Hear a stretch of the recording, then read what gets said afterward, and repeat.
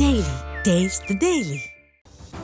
2026 சட்டமன்ற தேர்தல் நடைபெறவுள்ள நிலையில் அதற்கு முன் திமுக அரசு தனது கடைசி முழு பட்ஜெட்டை வரும் மார்ச் 14ஆம் தேதியும் வேளாண் பட்ஜெட்டை மார்ச் 15ஆம் தேதியும் தாக்கல் செய்ய உள்ளது. அடுத்த ஆண்டு தேர்தல் நடைபெறவுள்ளதால் நடப்பாண்டு பட்ஜெட்டில் முக்கிய அறிவிப்புகள் இருக்கும் என எதிர்பார்க்கப்படுகிறது.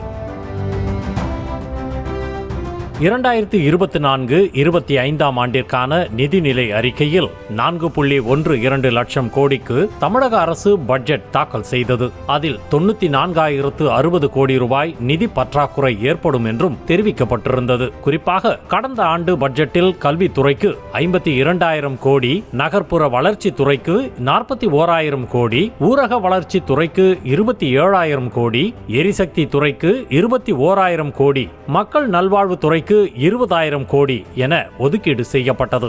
அதன் மூலம் தமிழ் புதல்வன், வடசென்னை வளர்ச்சி திட்டம், கலைஞர் கனவு இல்லம் திட்டம் உள்ளிட்டவை செயல்படுத்தப்பட்டன.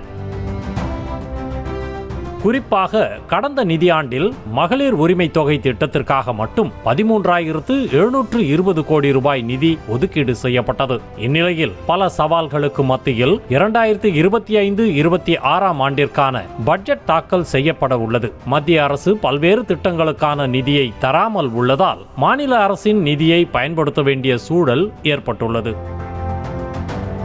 மும்மொழி கொள்கையை தமிழக அரசு ஏற்றுக்கொள்ளாததால் தமிழ்நாட்டிற்கான 2,152 கோடி ரூபாய் கல்வி நிதியை மத்திய அரசு பிற மாநிலங்களுக்கு பகிர்ந்தளித்துவிட்டது. இதனால் கல்வித்துறைக்கு கூடுதல் நிதியை ஒதுக்க வேண்டிய கட்டாயத்தில் தமிழ்நாடு அரசு உள்ளது.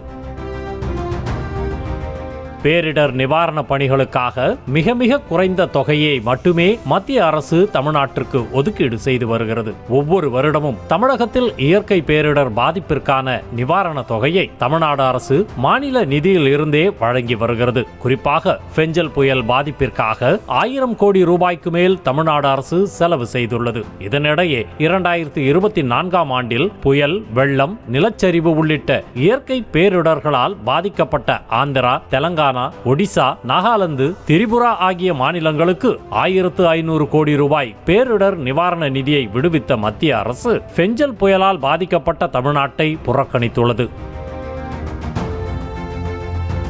மாநில நிதியில் இருந்தே செலவு செய்து வருவதால் நிதிச்சுமை அதிகரித்து பொங்கல் பண்டிகைக்கு பரிசு தொகை கூட வழங்க முடியாத சூழல் உருவானது. இதனிடையே தகுதி அடிப்படையில் விடுபட்ட பெண்களும் தங்களுக்கு மகளிர் உரிமை தொகை கிடைக்குமா என எதிர்பார்ப்பதால் அதற்காக கூடுதல் நிதி ஒதுக்க வேண்டிய நிலையும் ஏற்பட்டுள்ளது. மேலும் நீண்ட நாள் கோரிக்கையான பழைய ஓய்வூதிய திட்டத்திற்கு நிதி ஒதுக்கப்படுமா என அரசு ஊழியர்கள் எதிர்பார்ப்பில் உள்ளனர்.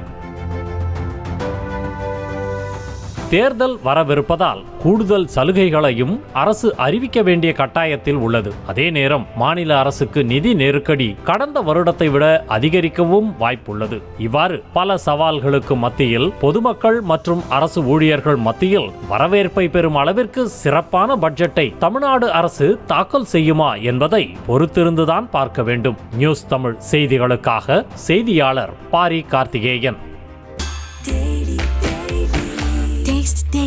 Taste the Daily.